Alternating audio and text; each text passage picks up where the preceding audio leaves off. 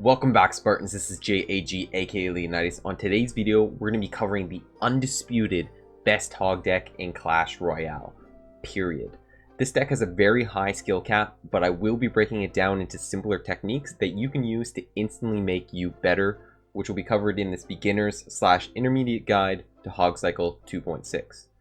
An advanced guide will follow, which will be completed using my main account. As always, a couple things before we start. Every Tuesday, I will release a new Clash Royale video, so don't forget to sub so you can follow those.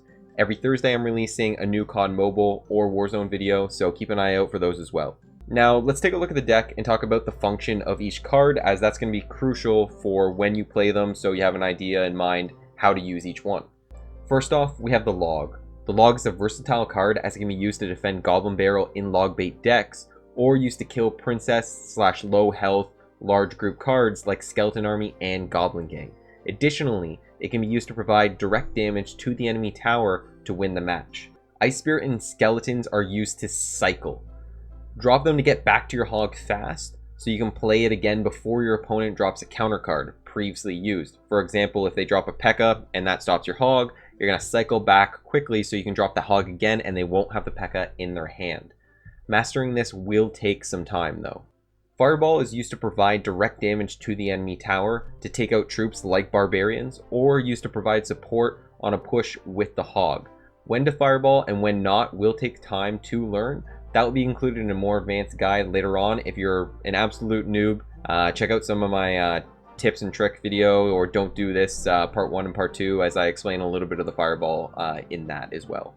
As for Ice Golem is the tank of this deck. It can be used to kite, so drag an enemy troop across to the other lane, or to provide time for your musketeer, tower, or cannon to defend. Do not underestimate this clutch card. The musketeer is arguably the second most crucial card in the deck. It provides your only aerial support and packs a major punch on defense. It can cross lane shoot if properly placed and provide support to your hog. Mastery will be crucial. Finally, we have the cannon. The cannon is predominantly used to drag troops away from your tower, providing necessary time to defend. Use this against tanks, loons, and other hogs. I will be showing the placement of where to put it exactly to maximize your defense for different types of cards as well in this video. Finally, the hog needs no introduction, as the name says it all. Hog Cycle 2.6. It can be used to push the same lane opposite, or used to kite troops over. I'm going to be showing a little bit of this, not so much the kiting, just because that's more of an advanced technique, but there will be, like I said earlier, an advanced guide that will follow this at one point or another. Before showing you live gameplay or live matches, what I wanted to do was show the placement of certain cards and how to use them specifically in just the trainer, because this is really going to be able to give you a little bit better of an idea actually in match. So Ice Spirit, I'll just start off right off the bat. You can use one Ice Spirit to drag essentially enough of the skeleton armies where you'll be able to defend on that side. We're going to use the Ice Golem to kite over any troops like the P.E.K.K.A. for example. It's great at kiting the P.E.K.K.A. over. What you do then is you just drop your musketeer in the back here, and it's able to shoot down the P.E.K.K.A. at the same time. So that's a great option to provide. In this case, like I said, musketeer is great defensively for stopping minions, things like that. It's your only aerial defense. Hog you can use to push the same lane, especially if the musketeer is on the same side, backing it up. You can use a cross lane as well. The main thing I want to show in this training session is the cannon use. Now, in the middle here, you're going to see two tiles. There's one there and one there. This is to the right section. This is to the left section. If you drop the musketeer, we're just going to drop this over here, and I don't care about that. If you drop the musketeer here, it's going to be able to shoot that left side, just as we can see here. That's going to be crucial. If you drop it on the other side, it's going to be able to shoot the other side. So keep that in mind when you're going to be doing this in actual battles. Now, we talked about the central lane and the musketeer being able to shoot from either side and which tile you have to place it on. The cannon's going to take up 3 tiles, so it's going to be off-centered. If we put it here, it's going to be dragging troops from the left side. If we put it just this one tile to the right, it's going to be dragging troops from the right side. Now that we know about the off-centered placement of the cannon, we're going to look at exactly where to place it. 1 tile from the back is not going to pull anything. 2 tiles from the back here will pull the giant or any essentially tanks over from the left side to the central middle. If we put it a little bit to the right here, it's going to pull anything from the right side.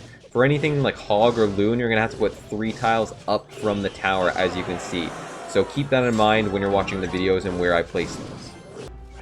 Okay, so we just spoke briefly about where to place the cannon and how to drag things over. You're going to see exactly right here where I'm going to pause right now is look at the placement of the cannon and where I placed it. You're going to see it's 2 tiles exactly from the edge of your princess tower upwards, and then it's going to be 1 tile to the right of the middle 2 lanes. So just slightly off-center to the right and 2 tiles upwards. This is going to be enough to drag over that golem. It drags over giants, anything like that.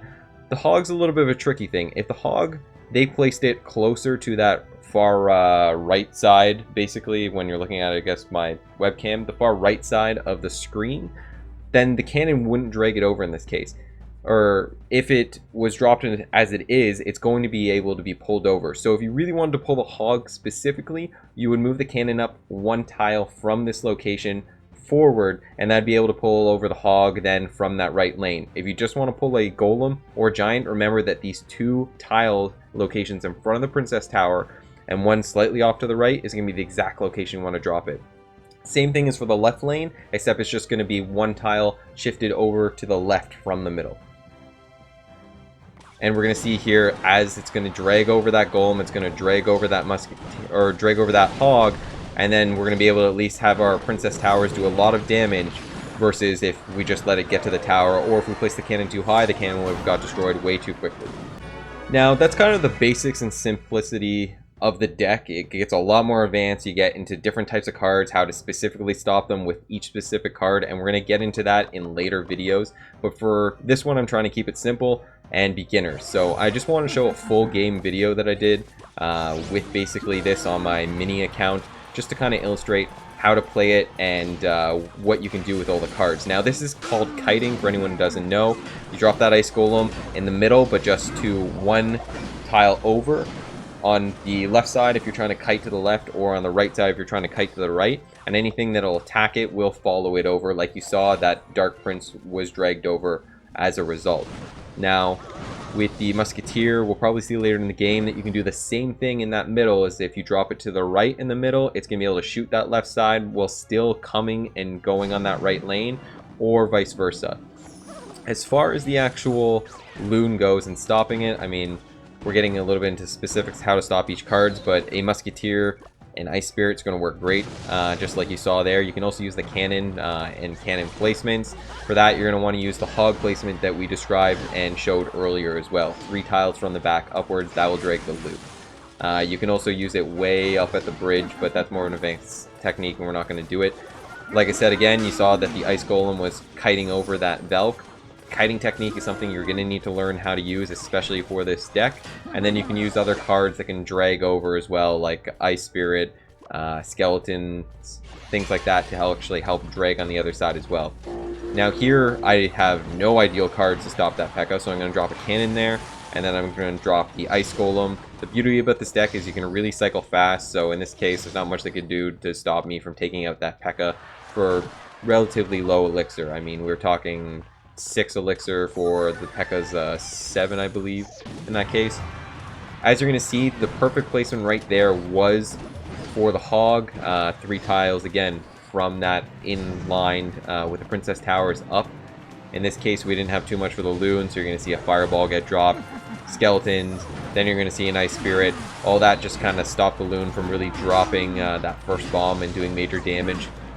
It's just the drop down kill damage that actually gets a little bit of the tower, but that's more than fine. If we look at their side, I've got a lot more damage in that case.